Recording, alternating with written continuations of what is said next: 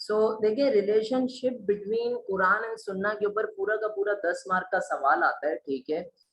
और इसमें हमें ये बताना होता है कि इस्लाम के अंदर कुरान और प्रॉफिट मोहम्मद की अहदीस और सुन्ना को किस तरीके से कलेक्टिवली यूज किया जाता है। हमें इसके अंदर क्या बताना होता है कि किस तरह prophet Muhammad peace be upon him की सुन्ना को और होली कुरान को एक साथ इस्तेमाल किया जाता है। They are used together to formulate Islamic law, Islamic injunctions, Islamic doctrines, ठीक है। किस तरीके से, और इन दोनों सोर्सेस को, कुरान को भी, होली कुरान को भी, और prophet Muhammad peace be upon him की सुन्ना को भी, हम कहते हैं these are the primary sources of Islamic law। आप में से जिसने कभी एकेडमिक राइटिंग पढ़ी है उस चीज को, इस चीज का आइडिया, उस बंदे को इस चीज का आइडिया होगा कि primary sources are the sources जिसके ऊपर आप दूसरे स्कॉलरली वर्ड्स बिल्ड करते हैं। Primary sources are always the foundations of your all sorts of words, चाहे वो हिस्ट्री के डिसिप्लिन से हो, चाहे वो परहैप्स मैथमेटिक्स के डिसिप्लिन से हो, चाहे वो if you are studying let's say may be archaeology, कोई भी चीज प्राइमरी तब बनती है जो बुनियादी हो, ठीक है। तो कुरान प्राइमरी सोर्स और हदीस और सुन्ना primary sources of Islamic law इस वजह से कहलाते हैं because these are the pillars of Islam, ठीक है। Pillars not in a sense कि वो जो 5 पिलर्स हम पढ़ते हैं, pillars in a more nuanced fashion, in a more broad sense, कि भाई इन दोनों चीजों के ऊपर इस्लाम दीन की तमाम लॉज जो है, तमाम लॉज वो बेस्ड करते। कोई भी लॉ अगर इन दो चीजों से कॉन्ट्राडिक्ट करता है, उस ऐसे लॉ को हम इस्लाम के अंदर दाखिल होने नहीं दे सकते। हमें हर लॉ जो बनाना है एज अ मुस्लिम, हमें हर लॉ बनाना और हर लॉ पे इम्प्लीमेंट जो करना है, that should be according to the principles of holy Quran and the sunnah and the hadith of Prophet Muhammad peace be upon him। सब अच्छा, ये सवाल आता है 10 मार्क के अंदर। सबसे पहले जो आप स्टार्ट करते हैं इस आंसर को, उसमें आप पैराग्राफ 1 के अंदर बताएंगे कुरान क्या है और सुन्ना क्या है, ठीक है। प्लीज अपने पास ये लिख लें, पैराग्राफ 1 के अंदर, पैराग्राफ 1 का जो स्ट्रक्चर है वो क्या होगा। क्वेश्चंस और नोट्स में आपको भेज दूंगा, अभी आप अपने पास लिख लें। पैराग्राफ 1 किस चीज के ऊपर होगा। पैराग्राफ 1 में आप डिस्क्राइब करेंगे the basic characteristics of Quran and सुन्ना, ठीक है। आप लोग क्या बताएंगे, you guys are going to tell the basic characteristics of the holy Quran and the सुन्ना। बिल्कुल जो फंडामेंटल लॉज हैं, सॉरी फंडामेंटल जो बातें हैं, फंडामेंटल जो चीजें हैं कुरान और हदीस के बारे में, वो आपने इस चीज के अंदर जिक्र करनी है। Does that make sense? आप इस चीज के, आप इसके अंदर बेशक ये बात बता सकते हैं, सर बेस्ट स्टार्ट क्या हो सकता है इस आंसर का। बेस्ट स्टार्ट ये हो सकता है, अल्लाह ताला ने कुरान में फरमाया है कि Quran is the ultimate source of guidance for all of us. Allah एक जगह पर कहता है कुरान के अंदर, we have sent you the Quran and everything is discussed in it। तो Quran is a complete code of life and mode of ethics। Quran से कोई भी चीज बाहर नहीं है, ठीक है। तो हम अपने पैराग्राफ 1 के अंदर हदीस और सुन्ना और कुरान को बेसिक उसके कैरेक्टरिस्टिक्स डिस्क्राइब करेंगे। हम ये बताएंगे कि अल्लाह का फाइनल वर्ड है क्या, holy Quran, it was revealed to prophet Muhammad, और फिर आप सपोर्टिंग रेफरेंसेस दे दोगे, ठीक है, कि भाई Quran is the ultimate source of guidance, और जो हमारे और ये करके उसके बाद you will move to the ahadith वाला थिंग। अहदीस को कैसे डिस्क्राइब करोगे, the word hadith comes from the Arabic root hadasa, ठीक है। और ये हम ज्यादातर पेपर 2 के अंदर डिस्कस कर रहा हूँ, लेकिन अभी आपको मैं जनरली बता रहा हूँ। It comes from the Arabic root hadasa, ठीक है, जिसका मतलब होता है to say something, to report something, to narrate something, to describe something, और रिपोर्ट, ठीक है। ये सारे मतलब होते हैं हदीस के। आप बताएंगे भाई बेसिक कैरेक्टरिस्टिक्स हदीस की क्या है, कमिंग फ्रॉम दी, और ज्यादा अच्छी अंग्रेजी में लिखने की कोशिश तो आम बच्चा करता ही नहीं है, आप लोग नॉर्मल सी अंग्रेजी भी लिखें तो भी चलेगा। वरना अगर मोर नुआंस एकेडमिक्स पैशन के अंदर लिखना है तो आप इसको लिख सकते हैं derive from the Arabic root the word हदीस means to say, to report. In Islamic understanding, hadith refers to the words of Holy Prophet and Sunnah are the actions of Holy Prophet, peace be upon him. ये आपने basic definition बतानी होगी कि कुरान क्या है और हदीस क्या है. ये काम आपने करना होगा पैराग्राफ नंबर 1 के अंदर, पैराग्राफ नंबर 1 के अंदर. ठीक है, पैराग्राफ नंबर 1 की जो एंडिंग होगी वो इस तरीके से आप लोगों ने करनी होगी कि भाई कुरान और मैं ऐसा बता रहा हूं घंटा नहीं आप लोगों को जो है ना वो ये टेक्निक्स कहीं और आप सुन ले इसीलिए इसको गौर से. आप एंडिंग कैसे करेंगे, आप एंडिंग करेंगे इसकी कि the nexus of holy Quran and Sunnah is inseparable in Islam. The nexus of holy Quran and Sunnah is inseparable in Islam. ठीक है भाई, ये नोट्स में भी नहीं लिखा है मैंने. ठीक है, कुछ बातें ऐसी जो यहाँ पर आप लोगों को बता रहा हूँ. The nexus NEXUS, the nexus of holy Quran and ahadith is inseparable in Islam. Islam के अंदर कुरान और सुन्ना का नेक्सस इनसेपरेबल है. कुरान और सुन्ना का नेक्सस इनसेपरेबल है. इन दोनों चीजों को एक दूसरे से कभी जुदा नहीं किया जा सकता. इन दोनों को एक दूसरे से कभी जुदा नहीं किया जा सकता. इनसेपरेबल. नेक्सस का मतलब ऐसा जोड़, दो चीजों का जोड़ आपस में अलग ना हो पाए. ठीक है, अब जैसे ही आपने इस पैराग्राफ, ये पैराग्राफ नंबर 1 हो गया. पैराग्राफ नंबर 2 की तरफ आएंगे जब आप, तो पैराग्राफ नंबर 2 में आप अपनी लास्ट कई भी बात को कोहेरेंटली डेवलप करेंगे. तो यहाँ से एग्जामिनर को पता चलेगा कि भाई बच्चे का जो आंसर है वो बड़ा कोहेरेंट है. कोहेरेंट का मतलब होता है कि वो सीक्वेंस वाइज लॉजिकली डेवलप कर रहा है आर्ग्यूमेंट्स बच्चा. सेकंड पैराग्राफ के अंदर आप किस तरीके से स्टार्ट करेंगे, सेकंड पैराग्राफ में आप ये बात करेंगे कि वाकई क्या हमारे पास ऐसा कोई प्रूफ है कि कुरान और सुन्ना, कुरान एंड हदीस एंड सुन्ना ये आपस में जुड़ी हुई हैं. तो आप लोग बोलोगे सर बेशुमार आयतें हैं. मिसाल के तौर पे अल्लाह ताला कुरान के अंदर फरमाते हैं कि obey Allah and obey prophet and of course फिर ये आगे आती अल्लाह वती रसूल. ठीक है, ये पूरी आयत है ओबे अल्लाह एंड ओबे, यानी अगर आप चाहते हैं एज अ मुस्लिम कि आप अल्लाह ताला की इबादत करें, अल्लाह ताला की आप ओबीडियंट रहें टुवर्ड्स अल्लाह, तो आपको किसकी ओबीडियंस करनी है, prophet Muhammad peace be upon him. और prophet Muhammad peace be upon him की ओबीडियंस कैसे की जा सकती है, by following his Sunnah and acting upon his words which are called hadith, which are called hadith. Does that make sense? ये relationship है between Quran and Sunnah, और इस वर्ड्स को कहा जाता है द वर्ड्स ऑफ ओबीडियंस. क्या कहा जाता है, ये बहुत कम लोगों को बात पता होती है, द वर्ड्स ऑफ ओबीडियंस. ठीक है, तो दिस इज वन वे जिसके अंदर आप कुरान और सुन्ना के दरमियान आपस में रिलेशन शो कर सकते हो. अब इस पैराग्राफ का अल्टीमेट मकसद ये है आपको शो करना, एग्जामिनर को बताना कि भाई कुरान में बेशुमार आयतें हैं जिसके अंदर अल्लाह ताला फरमाते हैं कि भाई ए मुसलमानों, ए लोगों, अगर आप रसूल की अताअत करोगे तो आप सही ट्रैक पर हो. मिसाल के तौर पे मैं आपको बताता हूँ, एक जगह पर अल्लाह ताला फरमाते हैं कि take whatever he gives you, ठीक है, and do not take from that which he forbids upon you.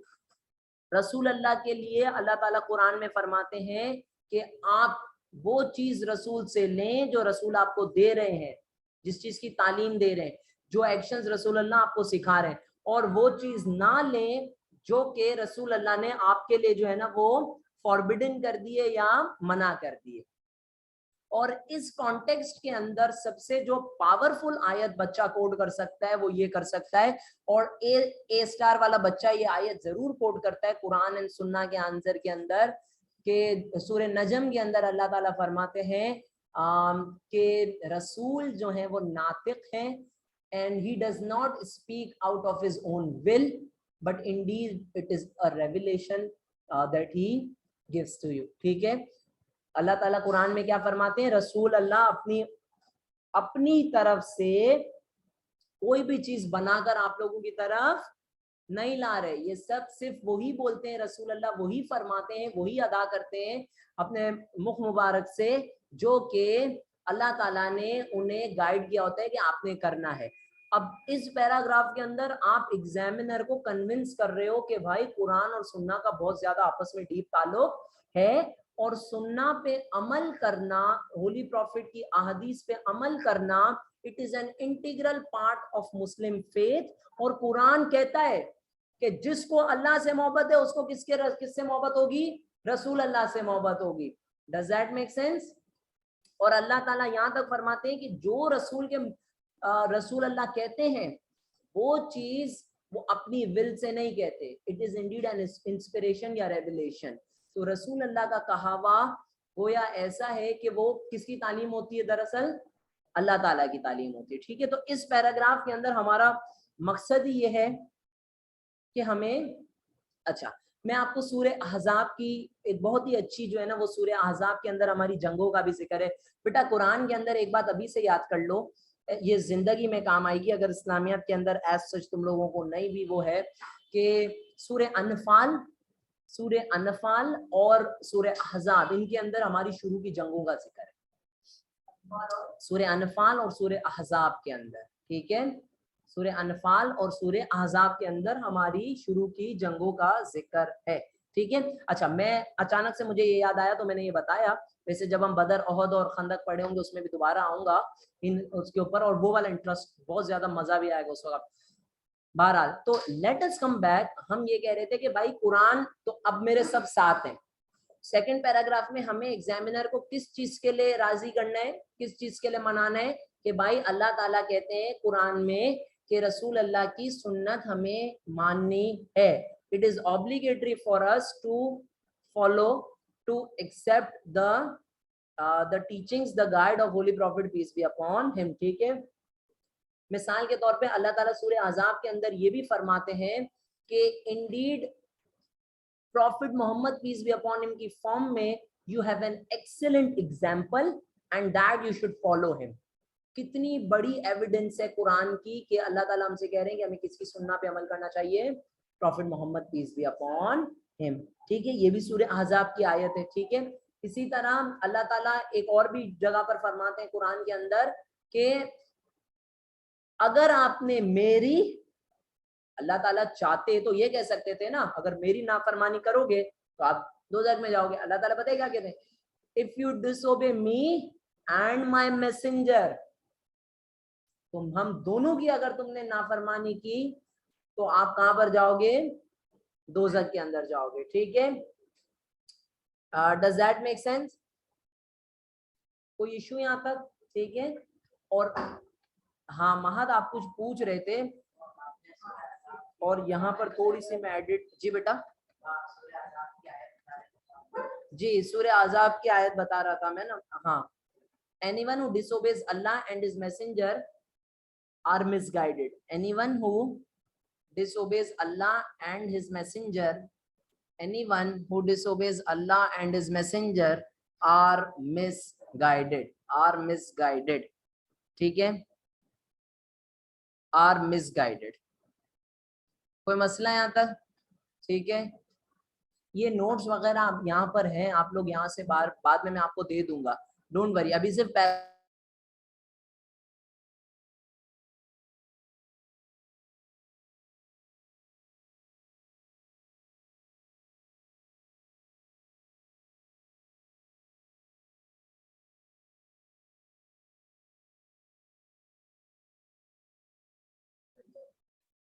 Okay, यहाँ तक पैराग्राफ 2 सबको समझ आ गया? पैराग्राफ 2 समझ आ गया? अब आप इसको सही से डेवलप करके लिखेंगे तो इंशाल्लाह आपको ऑलमोस्ट एक पेज इसके अंदर कवर हो जाएगा। ठीक है, उसके बाद हम स्टार्ट करने वाले हैं एक साइड कवर। उसके बाद थर्ड पैराग्राफ में हम स्टार्ट करेंगे। लिखें अपने पास, पैराग्राफ 3 के अंदर आप लोग बात करेंगे examples to show how Quran and सुन्ना are used together. Examples to show how Quran and Sunnah are used together. Examples to show how Quran and Sunnah are used together. ये पैराग्राफ 3 के अंदर हम लिखना है। Examples to show how Quran and सुन्ना are use together, ठीक है। Bracket में अपने पास लिखें examples of pillars, examples of pillars,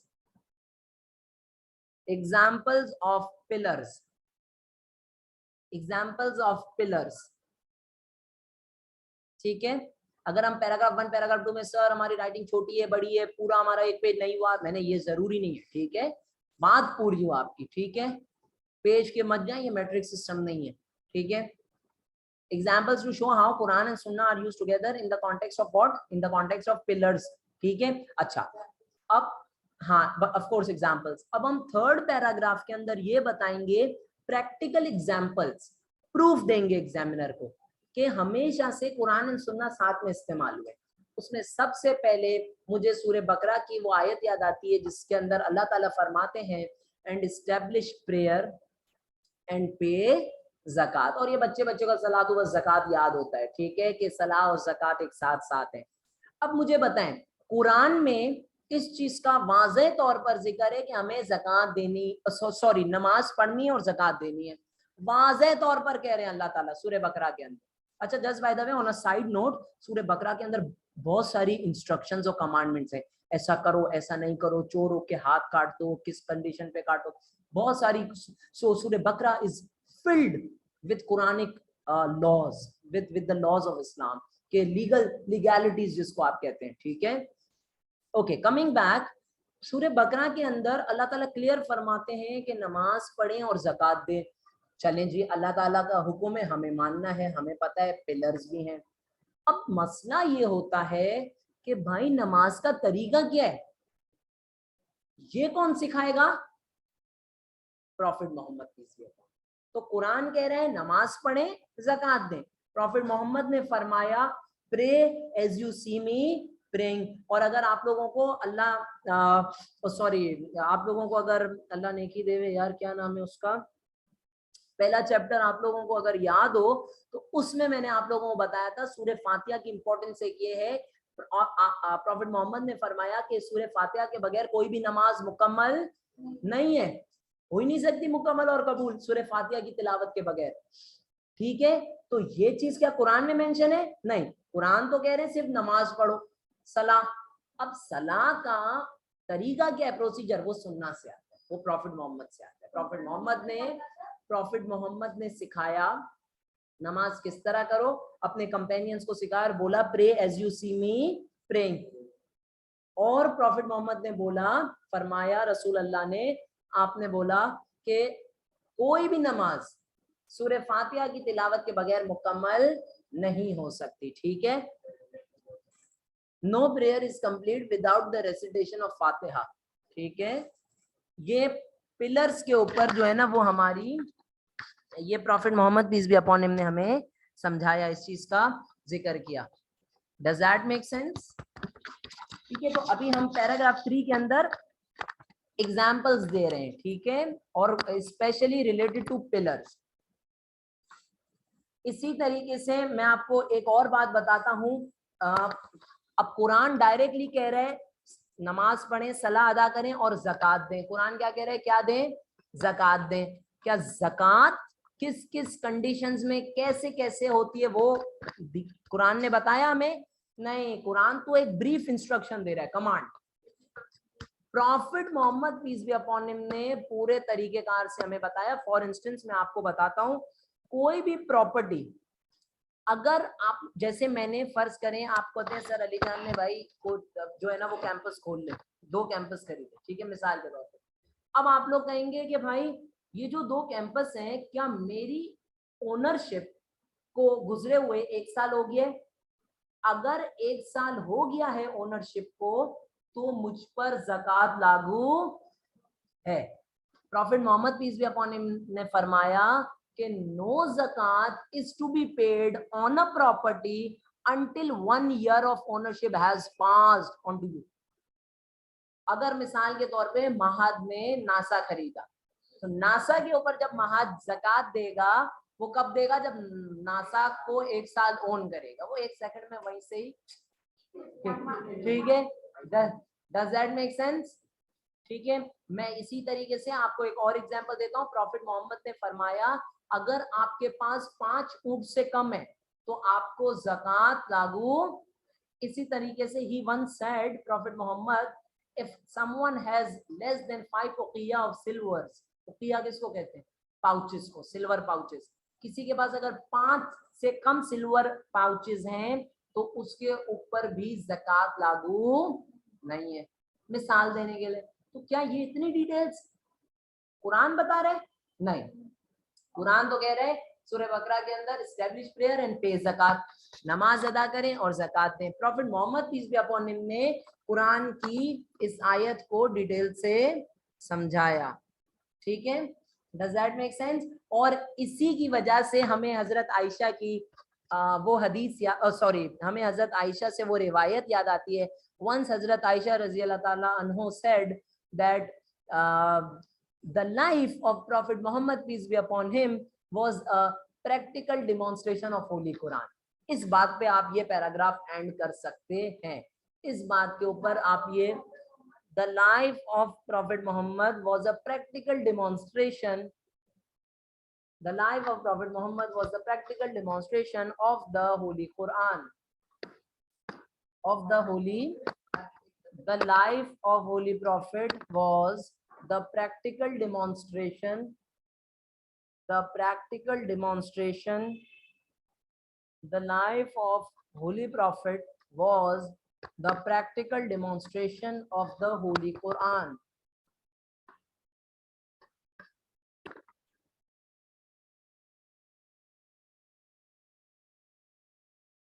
Does that make sense, guys?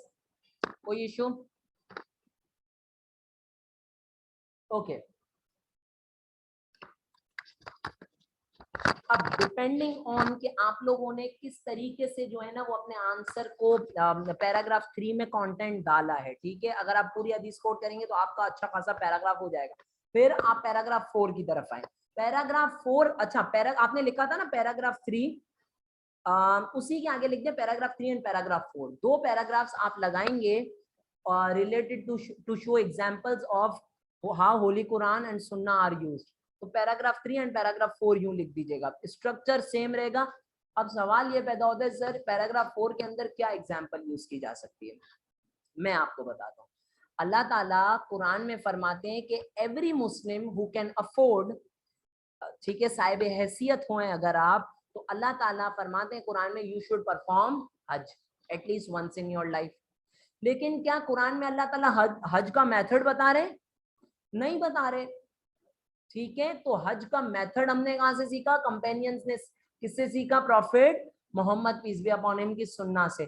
So the holy Quran mentions that हज is compulsory on every individual who is साहिब इस्तिताअत, और जो अफोर्ड कर सकता है उसे जरूर हज के लिए जाना चाहिए at least once in a lifetime. ठीक है, however the Quran does not specify, Quran हमें क्या ये बता रहा है कि हज का मेथड क्या है? No, Quran is not teaching us the method of हज। ठीक है, हज में क्या रिचुअल्स हैं, क्या मेथड है, ये हमें कुरान से वाजे नहीं है। ये चीज हमें कुरान से वाजे नहीं है। ये चीज हमें कहां से पता चल रही है? ये चीज prophet Muhammad peace be upon him ने अपने कंपेनियंस को सिखाई। सो द मेथड ऑफ हज is contained in what? In the hadith mubarak and in the sunnah of holy prophet peace be upon him। ठीक है, और यहाँ तक के एक इंटरेस्टिंग फैक्ट मैं आपको बताता हूँ। सही बुखारी और सही मुस्लिम, साइम सही बुखारी क्या है? हदीस की बुक है। हदीस की बुक में एक पूरा चैप्टर आप समझे, या पूरे एक अलग सेक्शन है या अलग एक पूरी बुक है जिसको कहते हैं किताब अल हज। क्या कहते हैं? उसमें तमाम हदीसें किससे रिलेटेड? हज से रिलेटेड। आज मुसलमान, आप में से कोई हज पे गया? अगर कभी जिंदगी में मौका लगे तो आप जाएंगे, या जब हम हज पढ़ाऊंगा मैं आपको मेथड पढ़ेंगे तो आपको पता होगा कि हज के अंदर मुसलमान तलबिया रिसाइट करते हैं। ठीक है, O lord I have come to your service, I am here at your service. ठीक है, ये पूरा हम हज के उसमें पढ़ेंगे। तो ये कहां से आया तलबिया? कुरान में तो मेंशन नहीं है। फ्रॉम अहदीस, from the from the sunnah of holy prophet peace be upon him. So this is an other example, ठीक है। और ये जाहिर ये जो रिवायतें मैं आपको बता रहा हूँ ये सब हदीसों की किताब से बता रहा हूँ, ठीक है। ये रिवायत इब्न उमर ने की है और इसका जिक्र वो कहते हैं कि we saw prophet Muhammad peace be upon him reciting the तलबिया। ये कुरान में इसका जिक्र नहीं है। Does that make sense? कोई issue? Any question so far? अगर कोई क्वेश्चन है तो पूछ लो। क्या चीज? मैंने पैराग्राफ 2 में बोला कि आपने प्रूफ करना है कि ताल्लुक क्या है, उसमें सिर्फ और सिर्फ रेलेवेंट कोटेशंस देंगे। और पैराग्राफ 3 के अंदर आपने मिसालें देंगे, ठीक है। और पैराग्राफ 4 के अंदर भी आपने मिसालें देंगे। तो आप तो गिव एग्जांपल्स। हर पैराग्राफ वन एग्जांपल। क्या बोल रहे हो? मतलब पैराग्राफ कितने उससे वो बताया क्या कहते हैं प्रेयर और ज़कात का। और पैराग्राफ 4 ना हज के बारे में।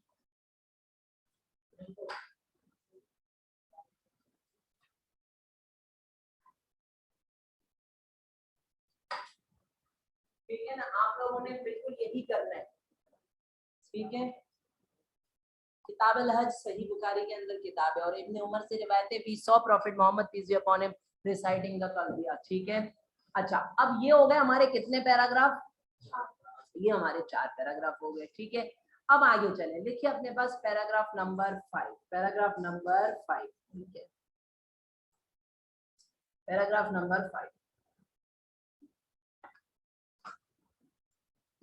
पैराग्राफ नंबर 5 में आप लिखेंगे एग्जाम्पल ऑफ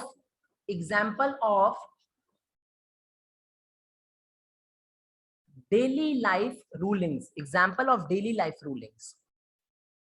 अब डेली लाइफ रूलिंग्स के अंदर कौन कौन सी बातें आती हैं ये मैं आपको अभी बताने लगा हूं, ठीक है। डेली लाइफ रूलिंग्स के अंदर देखिए अल्लाह ताला ने फरमाया, oh man you have certain rights over your women and your women have, oh sorry, this was not actually the Quran part, it was just by the way the last sermons part, ठीक है। Prophet Muhammad ने last sermon में जो है ना वो और इससे मिलती जुलती हमें जो है ना वो दूसरी हदीसें भी मिलती हैं और दूसरे कुरान की वर्ड्स भी मिलती हैं जिसके अंदर अल्लाह ताला हुकूक की बात करते हैं। अब देखें मिसाल के तौर पे ये मैंने आपको बात क्यों कोट की, यहाँ पे ये समझाने के लिए मैंने आपको ये बात कोट की कि कुरान में अल्लाह ताला ने क्लियरली बोला है कि जिना करना, हमारे इस्लाम के अंदर जिना करने की इजाजत नहीं है, ठीक है। अगर जी जिना का मतलब होता है विदाउट शादी अगर आप सेक्स करें, इंटरकोर्स।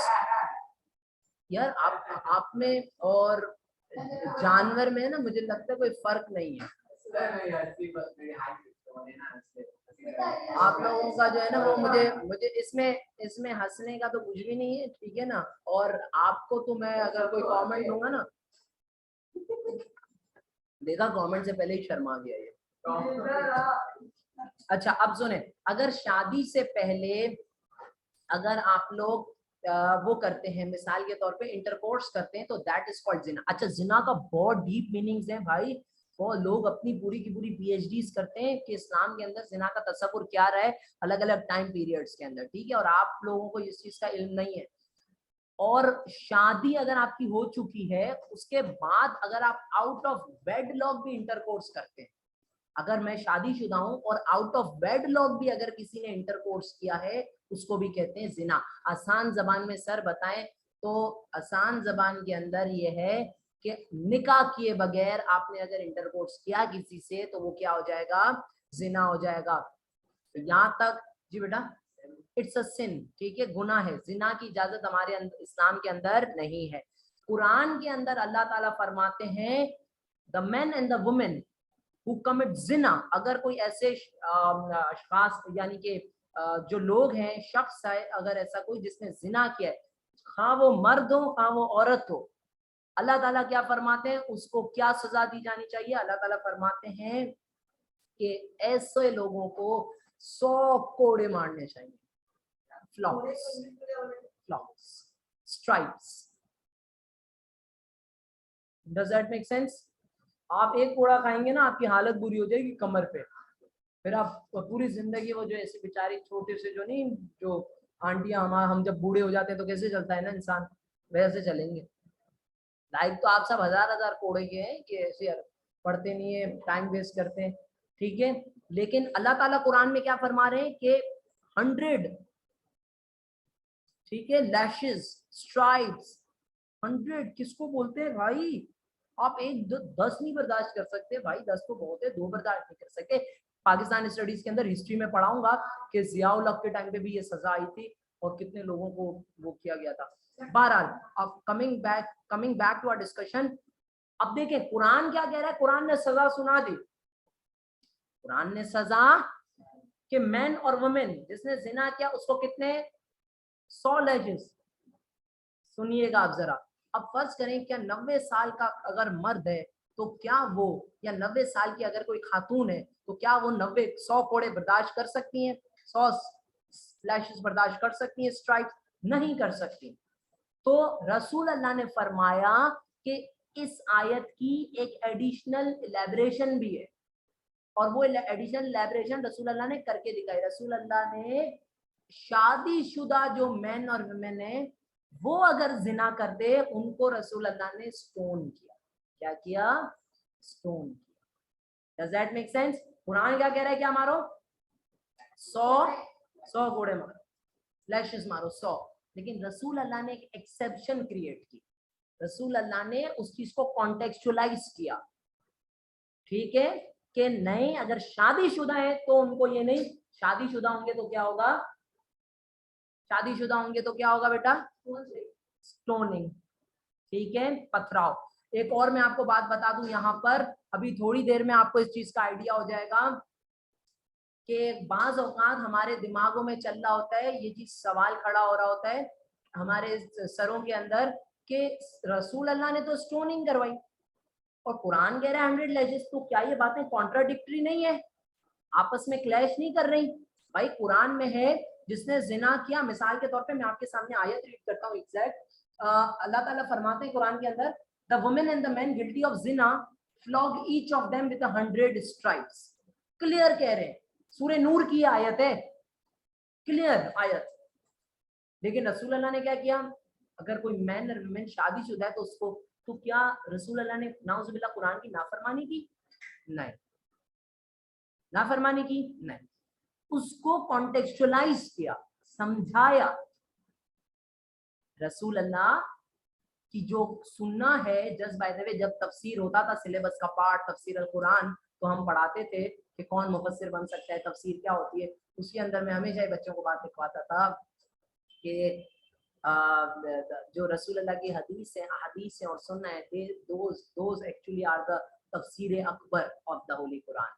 सबसे ग्रेट तफसीर अगर कुरान की है तो वह रसूल अल्लाह की खुद की ज़ात मुबारक है और कलाम मुबारक है। Does that make sense? So coming back to, ये कॉन्ट्राडिक्शन नहीं है, ठीक है। और सर हमारे दिमाग में एक सवाल आ रहा है, सर अगर हमने अगर कोई कंट्री है, मुस्लिम कंट्री है मिसाल के तौर पे, लेकिन वहां तो फिर भी जिना की अगर सजा 100 लैशेस ही है, तो फिर हालांकि रसूल अल्लाह ने क्या बोला है कि अगर शादीशुदा है तो, लेकिन सर हमारे दिमाग में सवाल है, अगर कोई ऐसा स्ट्रिक्ट कंट्री है वहां पर शादीशुदा लोगों के लिए भी यही वो है लॉ, उनको उनको भी स्टोनिंग ही होगी, उनको भी 100 लैशेस पड़ेंगे, तो फिर तो आपको एग्जामिनर की तरफ से 1000% इजाजत है कि आप एग्जाम में लिखें कि अगर कभी कुरान और सुन्ना आपस में कॉन्ट्राडिक्ट करें तो मुसलमान का फर्ज है कि वो किसको तरजीह दे? कुरान। समझ गए बात को? Does that make sense? Clear examiner की तरफ से आप लोगों को वो है इंस्ट्रक्शन, ठीक है। Does that make sense? But usually आप क्या लिखें भाई, कोई कॉन्ट्राडिक्शन एग्जिस्ट वैसे नहीं कर रहे। Does that make sense? इसी तरीके से ये पैराग्राफ हमारा कौन सा है? 5वां। अब डेली लाइफ की एग्जांपल है भाई, डेली लाइफ में अगर बंदा कराची जैसे शहर में रहता हो तो वहां पे आपको क्या मिलेगा हर वक्त? कचरा तो होता ही है, उसके अलावा चोर चकारी, डकैतियां। कुरान कहता है कि अगर कोई चोर हो खा मर्द या औरत, उसके हाथ काट दिए जाएं, उसके हाथ काट दिए जाएं। रिस्क जैसे अभी सऊदीया में होता है, जैसे रजाक साहब ने फरमाया, बिल्कुल दुरुस्त फरमाया, ठीक है। लेकिन प्रॉफिट मोहम्मद ने बोला अगर ये चोरी 10 दिरहम से नीचे की है तो फिर हाथ काटने की जरूरत। हाँ हाँ ये सही है, इस हिसाब से तो नवाज शरीफ को पूरा कट जाना चाहिए था, ठीक है।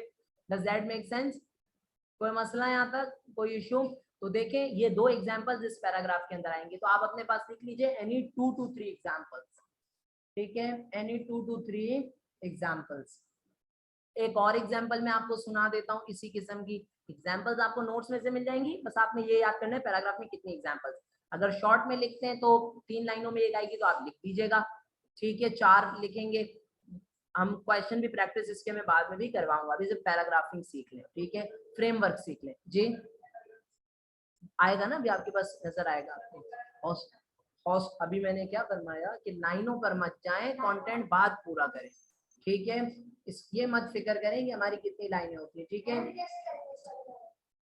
नहीं ये एग्जांपल्स पे एंड होगा, ठीक है, हाँ बिल्कुल बिल्कुल ये इसी पे एंड होगा, कंटिन्यूएशन में हम एग्जांपल्स ही देते जाएंगे लगातार। एक और मैं आपको डेली लाइफ से एग्जांपल बताता हूँ, सूरह निसा की आयत है जिसके अंदर अल्लाह ताला फरमाते हैं, सूरह निसा is which chapter of holy Quran?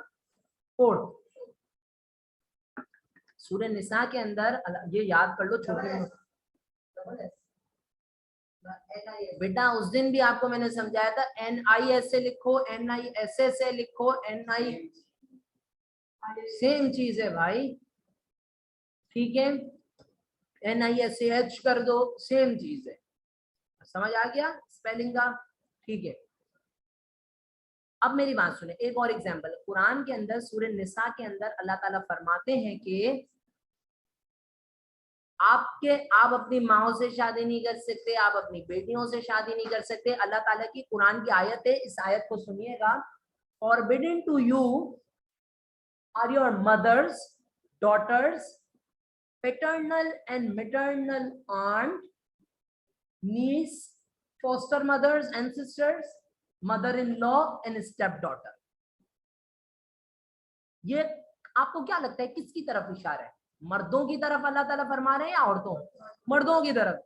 तुम अपनी अम्मा, अपनी बहनें, अपनी भांजियों, अपनी भतीजियों, अपनी मेटरनल पैटर्नल आंट्स, अपनी जो है ना वो सास, इन सब के साथ शादी नहीं कर सकते, हाँ वो कितनी भी आपको पसंद है, ठीक है, आप उनके साथ निकाह नहीं कर सकते, शादी नहीं कर सकते।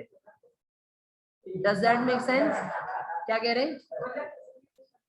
हाँ वो कजन, आपके फर्स्ट कजन है तो आप कर सकते हैं, लेकिन अगर आप ये कहेंगे कि भाई जो रिश्ते कुरान में बताए, अब रसूल अल्लाह ने इसी को डेवलप करके फरमाया।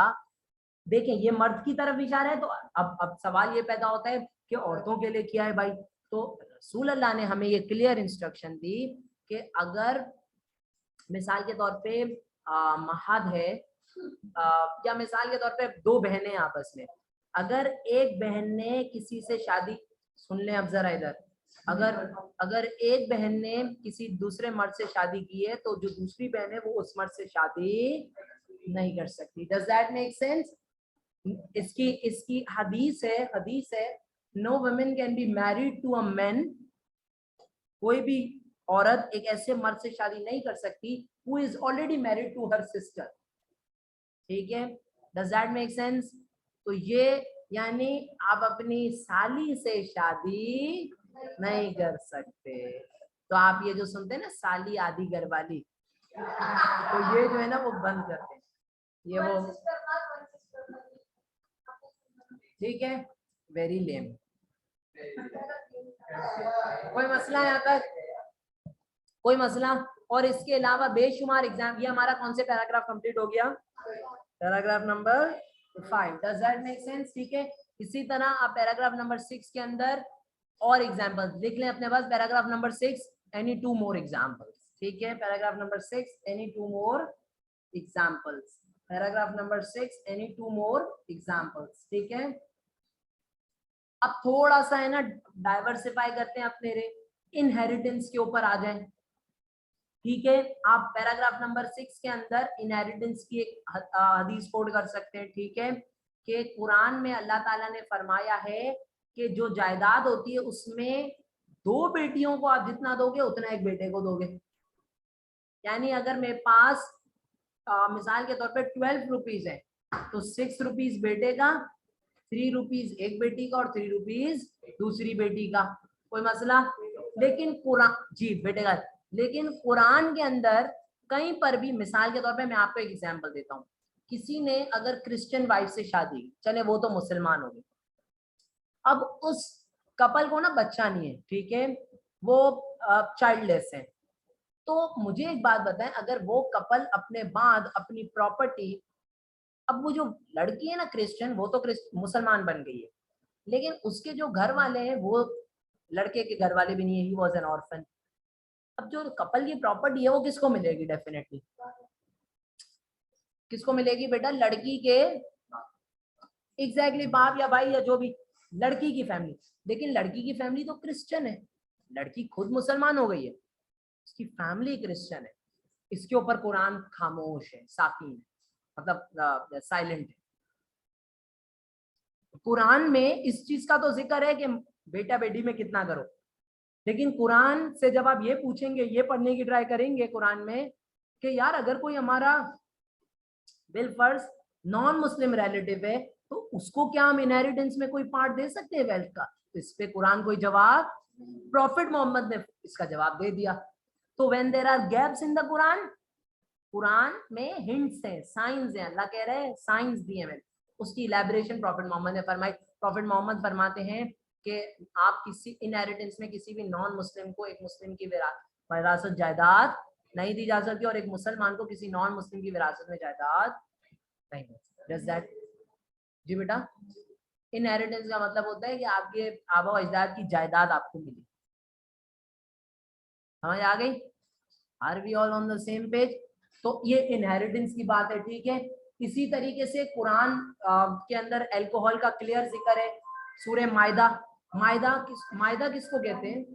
प्लीज ये फोन बंद कर दें। आप लोगों में कहता हूं कि क्लास में जब बैठे तो ये अपने साइलेंट करें, साइलेंट करके बैठा करो। घर से फोन हो चाहे प्राइम मिनिस्टर का फोन हो, या साइलेंट करके बैठा करें या मैसेज करें उनको। फ्लो मेरा है ना, बीच में मत तोड़ा करो, मेरी बात सुने।